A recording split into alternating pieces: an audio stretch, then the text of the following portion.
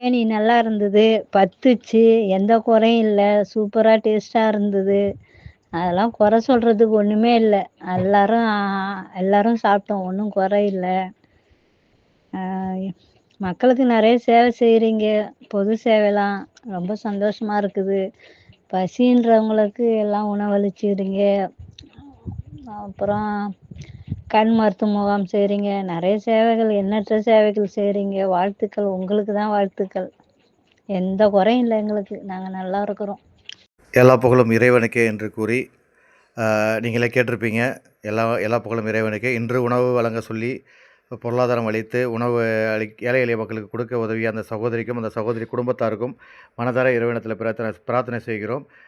இன்னைக்கு ஒரு 25, 30 பேருக்கு மேல நம்ம சாப்பாடு குடுத்துருக்குறோம் இன்னைக்கு இறைவனோட அருளால.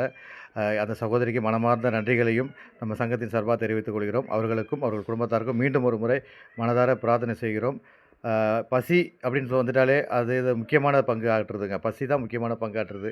அந்த பசிய போக்குறதுக்கு நம்மளால முடிஞ்சது ஏதோ இறைவனோட அருளால நம்ம உழைப்பு செய்றோம்.